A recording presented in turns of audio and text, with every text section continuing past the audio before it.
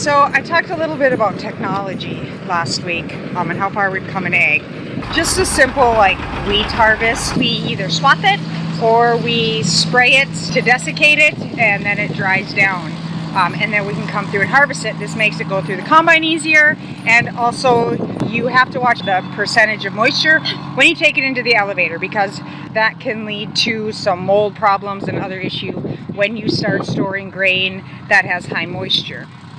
With the whole process of harvesting back in the old days, 50, 60, 70, 80 years ago, it took a lot of work. You had to have a tractor, you have the belt that goes to the threshing machine, you have the threshing machine which threshes the grain. Again, you got a lot of waste in this process. You think about the wheat, because it's dry, it is shelling out.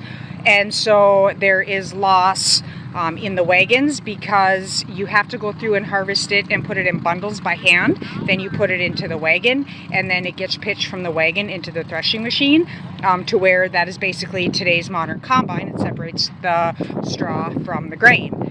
You get a lot of loss shelling out in that process, because there's so many hands touching it, so much movement, the bouncing in the wagons, when you pick it up with a pitchfork and throw it over, and just what gets left on the wagon and on the ground. There is quite a bit of waste.